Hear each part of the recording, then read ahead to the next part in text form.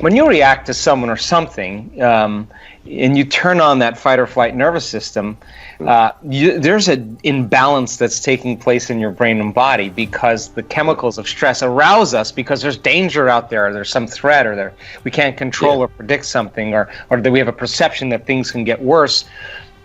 That primitive system has been very adaptive, especially if you're being chased by a saber-toothed tiger. Fear is adaptive. You don't want to turn around and try to pet it. It's not going to work, right? The best thing to do is to have that fear response. Or if you're protecting your family, then fear turns into anger, and now it's adaptive because you have to protect the people that you care about and love. So it's been very adaptive, but the complexity of life has created, some really big problems, because now it becomes very maladaptive when it's an email or the coworker that's sitting next to you, or traffic, or the news, or whatever. So when you turn on that system and you can't turn it off, now you're headed for some type of disease because you can't live in emergency mode for all that time. So anything you do that puts you out in nature and takes you from the narrow focus of your problem to an open focus of water and waves and an infinite space, and your brain is in nature, and you're no longer focusing, you're taking your attention off it. By you taking your attention off it, you're no longer putting your energy on it. And you're disinvesting your attention and breaking your association to that problem. Now, that's called emotional intelligence. And exercise, surfing, dancing, whatever people are into, crochet, tennis, whatever it is for the person to just break away from their life. It's not that you react. We all react. The question is, how long are you going to react? That's the real question. So now, when you're living in by those chemicals, and you're being chased by Tyrannosaurus Rex, there's only three things you care about. Your body, like, I got to put attention on my body because I may get eaten. Where in my environment am I going to go? What's the best route to take? And your attention is on that beast because it's chasing you.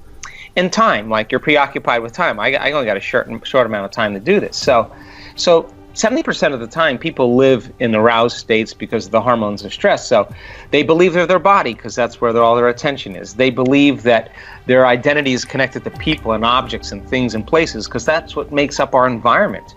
And of course, people are always trying to predict the future based on the past, and they're never in the present moment. So the very hormones of stress heighten our senses, cause us to become materialists, and we narrow our focus on the danger. That means then, the more the emotional reaction you have to that email, the more you'll pay attention to the person who sent it. And if you place your attention on that person, you're giving your power away to that person because that's where your attention is. So by you breaking free from your emotional reaction, you disinvested your attention, and now you broke the refractory period of that emotion. Some people will do that for days, right? And it'll turn into a mood and then a temperament. So why meditation, to answer your question? Because meditation is all about getting beyond your body, getting beyond the people and things and places in your environment, and getting beyond time. And if you can forget about your body, you become nobody. If you forget about the people in your life, you become no one. If you forget about the things you own, you're nothing. And if you're not thinking about where you need to go or where you're sitting, you're in nowhere. And if you're not thinking about time, you're in no time. And that's the moment you're no longer putting any of your attention on anything material. And now you pure consciousness, and that is the moment you start walking through the door to the quantum field. And you can't enter the quantum field as a somebody. So point number one, the purpose of meditation is to get beyond yourself. Point number two, the purpose of meditation is to get beyond that analytical mind of yours.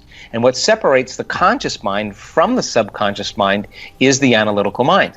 So 5% of your conscious mind is made up of things like logic and reasoning and will, and your subconscious mind is made up of all these habits and behaviors and unconscious emotional reactions and beliefs that pretty much we do on a daily basis until it becomes a skill or a habit.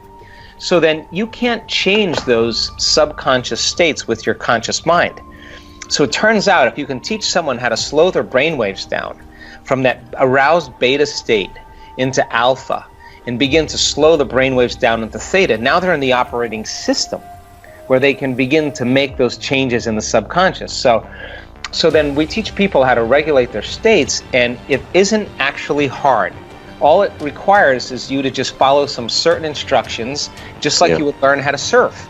And if you follow the instructions and you do exactly what we tell you to do, we've got thousands and thousands and thousands and thousands of scans to say that just because you think you have a busy mind doesn't mean that you can't meditate. Actually, you can. Right.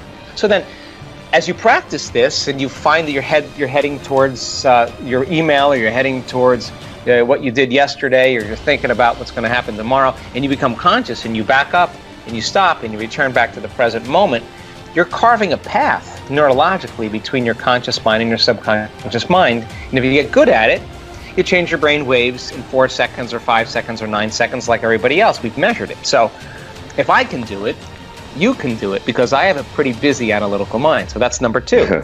The third thing is that meditation, the exact translation of the symbol that's used in ancient texts, means to become familiar with. So if 95% of who you are is a set of unconscious thoughts, automatic habits and behaviors, and emotions that you're addicted to, then if you're sitting in a meditation and all of a sudden you're becoming conscious of your thoughts and you're becoming familiar with them, you're becoming aware, and you start noticing your habits, and you start paying attention, observing that, oh my God, I've been living in guilt. I didn't know it was guilt because it just feels like how I always feel. The moment you start becoming familiar with those states of mind and body, you're no longer the program. You're the consciousness observing the program, and you begin to objectify your subjective self. You're pulling out. In other words, who is doing the observing of your thoughts? That's who you really are when you're conscious and you're not immersed in the program. So then, that's the old self. So now, how you think, how you act, and how you feel is called your personality. And your personality creates your personal reality. So if you want to create a new personal reality, you got to change your personality. So now you're conscious of those unconscious states, and you're so conscious of them that you'll never go unconscious during your day. And the thought that I can't, or it's too hard, or I'll start tomorrow, or you're angry, or you're frustrated, you'll become aware that you're doing that, and it won't happen. So now you're in the unknown. So then you say, all right, what thoughts do I want to fire and wire in my brain? What thoughts do I want to put my attention behind? What behaviors do I want to demonstrate today?